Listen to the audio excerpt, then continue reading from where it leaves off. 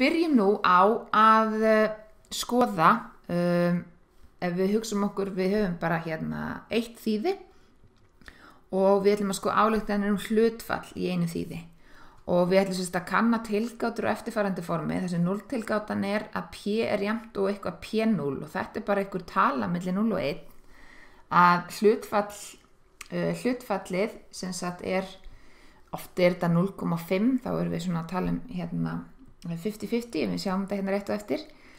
Gagntilgátan að p frábrugðin p0, þessu gildi hér p0. Nú eða við viljum kannski smíða öryggisspil fyrir hinn sanna hlutfall þýðisins og þá þetta bara einhver tala hérna p neðra og p efra einhver tala og þetta eru sem sagt neðri og efri mörk öryggisspilsins. Pössum okkur á því að þetta p hér, þetta hið sanna hlutfall þýðisins sem við ekki þekkjum. Við höfum bara mælingar á úrtakin okkar svo að við þekkjum ekki hið sanna hlutfall. Reyndar akkurat núna þá erum við nú reyndar að taka, hugsum okkur svo að við erum með mælingar á öllu þýðinu og við tókum úrtak úr því. En undir venjulegum kringumstæðum þá þekkjum við ekki p. Og við vinnum bara með þessar 100 mælingar. Svo að við vinnum bara með úrtak úr þessu þýði sem við ættum í rauninni ekki að þekkja. En til þess að kanna bæði framkvæma tilgátupróf og smíða öryggisspil fyrir hlutfall í einu þýði, þá notum við aðferðina binum.test. Í svona flestum kennslubókum, inngangskenslubókum í tölfræði, að þá sjáum, sýnt annars konar tilgátupróf og öryggisspil fyrir hlutfall í einu þýði sem byggir á svokallari normal nálgun. Og ástæðan fyrir því að það notað í þessum kennslubókum að það flókið og erfitt að framkvæma þetta binómialpróf í höndunum, en þegar við erum að vinna í R þá viljum við að sjálfsögðu bara nota rétta prófið svo að við notum hérna binum.test. Annars prop.test aðferð sem við sjáum hérna rétt og eftir, hún jafngild þessum svona prófum sem við sjáum í kennslubókum.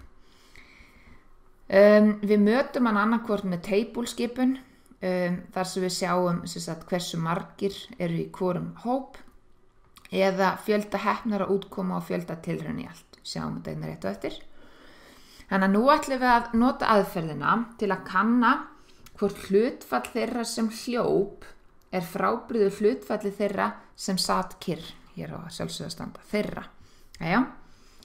Þannig að í þýðin okkar þá köstuðu allir upp teningi og fengu annarkvort landvætti eða þorska og mér minna að vera þeir sem fengu þorska, ég þór ekki alveg að fara með það, sem áttu svo að hlaupa, þannig að þetta ætti í rauninni að vera sem sagt bara 50-50 eða 50% og 50%, svona sirka bát, af því að fólk að nota krónu. Það verður sjálfsögðu aldrei nákvæmlega 50%, en svona einhvers staðar nálagt 50%. Nú þetta þá jafngilt, að setja þetta í þennan búning hérna, þá þetta jafngilt í að kanna tilgátunni að hlutfall þeirra sem hlupu, við getum líka að kanna tilgátunni hlutfall þeirra sem hlupu ekki, jafnt á 0,5, að móti gagntilgátunni að hlutfallið frábrugðið 0,5. Og við sem sagt við höfum séð að við getum notað prop út úr table til þess að skoða hlutföll og við skulum bara gera þetta hér. Við ætlum að byrjum á að segja table og við erum með puls.úrtak dollari, hvað heitir hún breytan okkar? Hún heitir ingrip, svona, ég þarf að skrifa þetta rétt.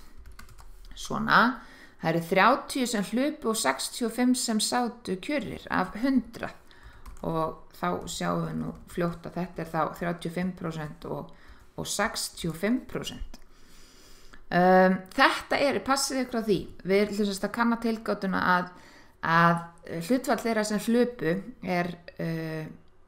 0 tilgátan að það sé 50% á móti að það sé frábrugðið. Þetta ekki p.